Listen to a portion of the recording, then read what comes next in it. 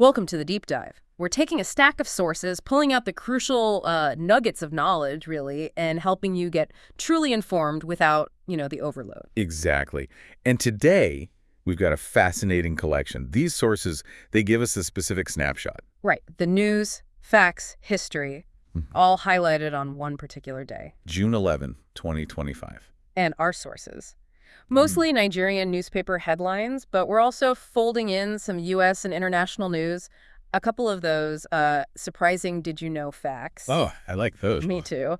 And a really significant today in history entry. So our mission here in this deep dive, it's more than just, reading headlines. Yes. We want to pull out the key insights, understand the whole range of issues covered, and sort of connect the dots across all these topics for you. And what a range. I mean, just looking at the top stories, you've got positive economic news like the Naira appreciating. And the parallel market. Right through to deep political stuff, serious security incidents, natural disasters even. And those fun facts, too. It's like a microcosm of a day. Yeah, captured in print. Okay, let's unpack the stack. Where do we start? Politics. Let's start there. The political pulse.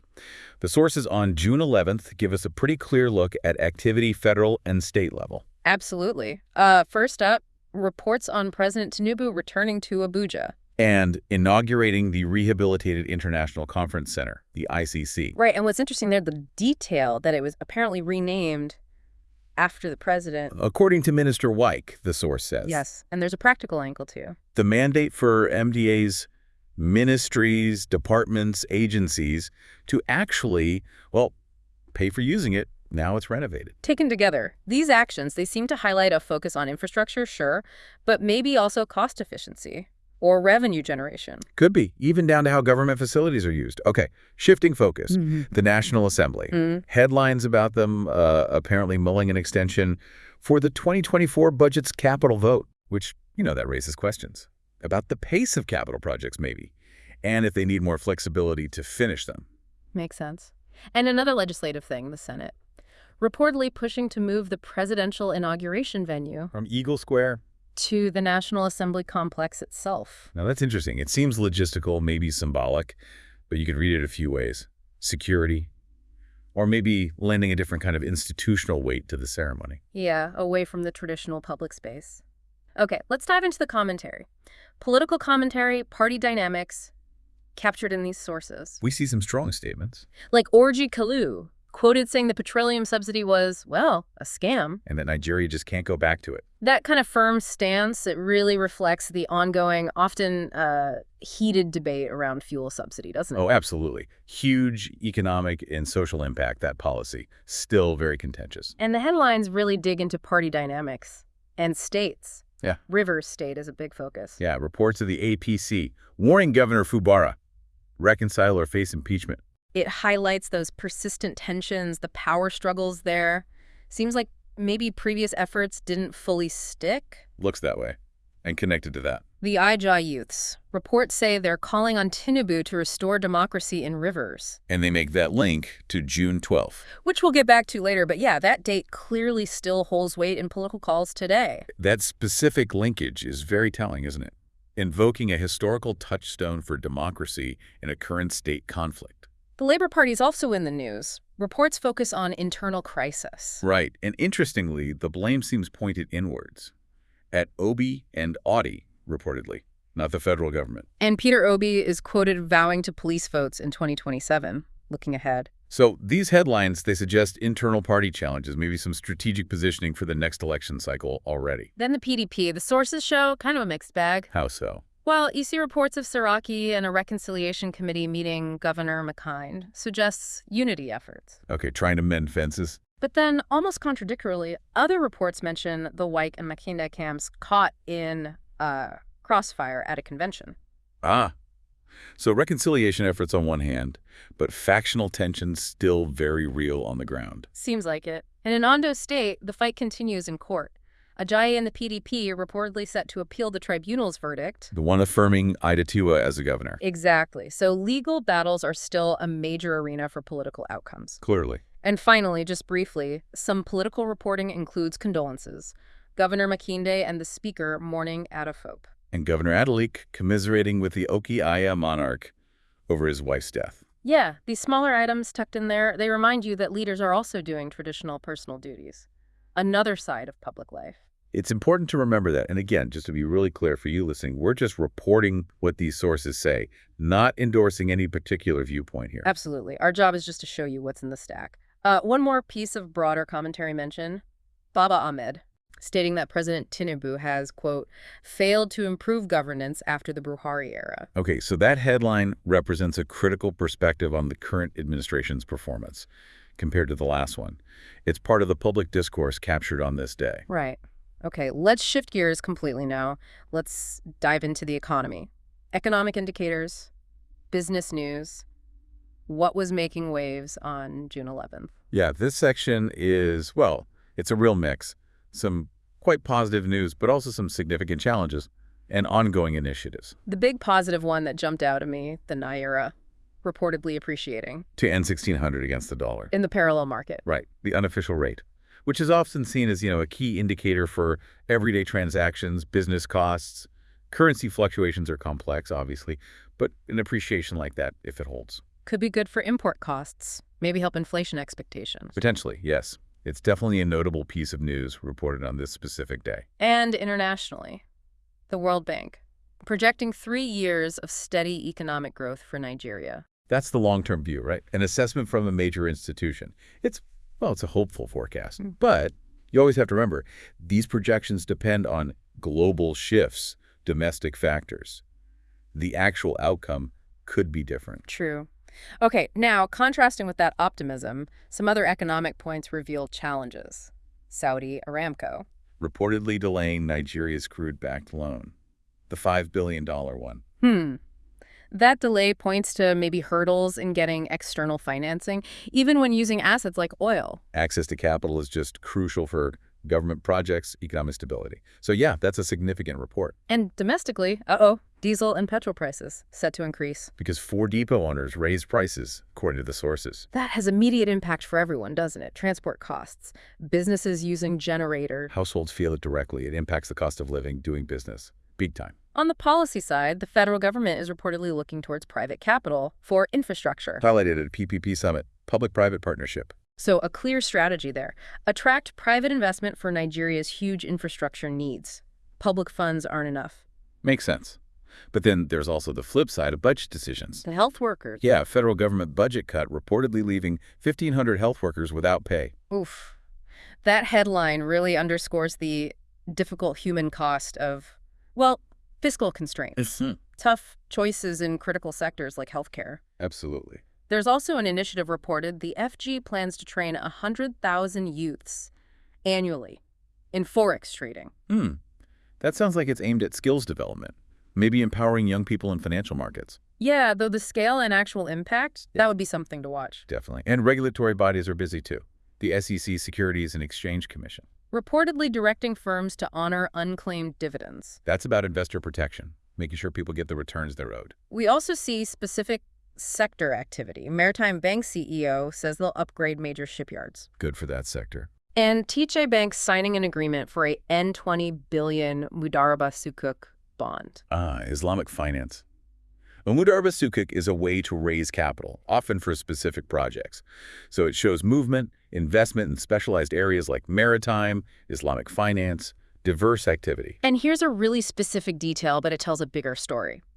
Local telecom operators What about them? reportedly spend $350 million a year just on diesel. Wow.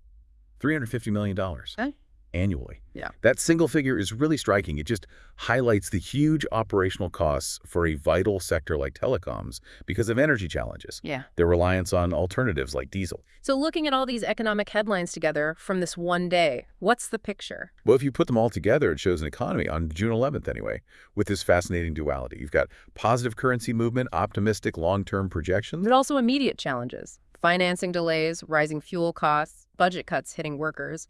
Exactly. And clear strategies for investment and skills development, yes. But also reports showing the high cost of doing business because of infrastructure caps. It's a complex landscape. It really is. Okay, let's move from the economy to issues of justice, security, and safety. These feature pretty prominently in the sources, too. Yeah, this part of the news gives you a sense of the legal system in action and also the security challenges being reported across the country. Several court cases made headlines. Lagos court reportedly jailed 9 Chinese nationals for cybercrimes. That specific case, it highlights efforts to tackle digital crime, which often crosses borders, right? True. Another big legal step. A court rejected the no-case submission from an ex-JMB registrar. In that alleged N5.2 billion fraud case. That's a huge amount. So rejecting the no-case submission means? It means the court thinks there's enough evidence for the case to go to a full trial. Shows they're pursuing these kinds of allegations seriously. Got it. The sources also report a court is set to hear a suit about the proposed sale of Lafarge, a major company. Corporate matters. And in another case, a court jailed the CEO of Afric System, identified as Michael, over alleged fraud involving massive sums. What were the figures? $854.4 million and $590 million. Allegedly. Wow. So these court reports really underline the judicial system dealing with significant corporate stuff, alleged large-scale financial misconduct, high-stakes legal battles. And beyond those major cases, we see reports on action against other crimes, too. An Indian national and Dangote workers arraigned for allegedly diverting N4 billion worth of diesel. Another big resource theft case. 3 people jailed for vandalizing IKDC cables, so infrastructure damage prosecution. Right. And a woman jailed for child abuse in Ekiti, showing the system addressing social crimes, too. So this range of cases reported just on this one day, from multi-billion naira fraud down to vandalism and child abuse, gives you a sense of the sheer breadth of issues going through Nigeria's courts. Now turning to security headlines, the army reported to have killed a terrorist kingpin, Jidda. And others, yes, during operations in Yobe and Borno. So continued military operations against key figures in the insurgency up northeast. Seems so.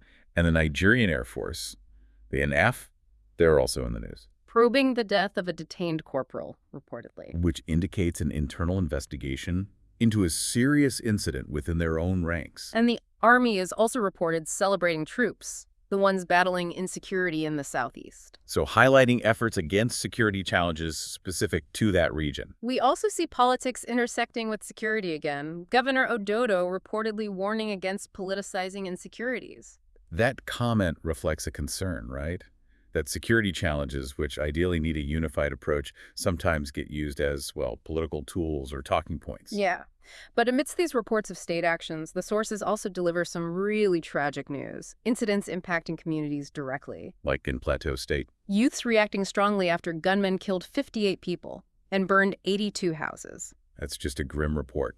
Significant loss of life, property, showing the devastating impact of communal violence or banditry that still plagues parts of the country. And more incidents reported too. 1 person killed, 3 abducted, gunmen invading a cashew warehouse in Kwara. Targeting economic activity. And 2 truck drivers gunned down, their vehicles set ablaze in Imo. Targeting essential services like transportation. These headlines just underscore the varied nature of security threats across different states. Civilian casualties, abductions. Finally, there's an item touching on anti-graft efforts. EFCC-related. What is it? Family and lawyer reportedly urging the EFCC to release a CBEX promoter. Okay, so that suggests an EFCC investigation or arrest, probably related to financial activities, highlights their role in policing economic crime, and also the legal processes that follow. Right. So taking this whole segment together, court cases, military actions, tragic incidents, what picture of justice and security on June 11th emerges? I think what stands out is the wide spectrum. You've got the state pursuing complex financial crimes and local offenses through the courts. The military actively engaged against insurgency and other regional threats. But also, tragically, communities facing significant violence and loss of life from, non-state actors. It's a day's news reflecting a nation grappling with really multifaceted security and justice issues all at the same time. Okay, beyond those big areas, politics, economy, security, these sources also give us glimpses into, well, the social fabric and environmental impacts reported on this day. Yes, this segment is really varied. Disasters, community initiatives, cultural notes, public commentary. It's all in there. Starting with the difficult reports. Headlines about deadly floods in Niger communities. And residents dealing with the The stench from decaying corpses. Horrific. It just underscores the devastating human and public health impact of severe flooding. Truly awful. But then there's also news of support. Right. Victims of the Makwa flood reportedly receiving donations. Borno and Taraba states donating N$350 million. That shows interstate solidarity, doesn't it? Yeah. Community support stepping in to help those hit by disasters. Yeah. Intriguingly, though, the Niger governor is quoted saying they don't actually know where the Mukwa floodwaters are coming from. Really, that uncertainty. It points to maybe complexities in understanding these environmental events, challenges in effective disaster planning. Could be. And it's not just floods. Residents reportedly seeking help as erosion is threatening villages in Anambra. 9 villages. So another type of environmental challenge. Land degradation causing real disruption. And a near disaster reported in Oyo. Many escaped death when a petrol tanker exploded. A stark reminder of the risks with fuel transport infrastructure. The sources even include international environmental news. Tragically, 7 dead school children missing after a storm in South Africa. Just reminds us these extreme weather impacts are global, and Nigerian media report on those tragedies too. Shifting to a different kind of difficult news, a report of a 19-year-old Nigerian artist reportedly beaten to death in Ghana. That's just terrible. Highlights the dangers Nigerians can sometimes face abroad. Yeah. Okay, on a more positive or community note, headlines on education aspirations. United Joe's ready to host the 2025 NUGA Games. University Games, yeah. And Gregory University inducted 83 medical doctors. Good news stories reflecting ongoing activities, achievements in education. There's an interesting cultural note, too. First Lady Tinubu reportedly received a chieftaincy title, Ugo Simba, in Enugu. That shows the intersection, right? Traditional institutions and modern political figures. Very common in Nigeria. We also see reports on social commentary.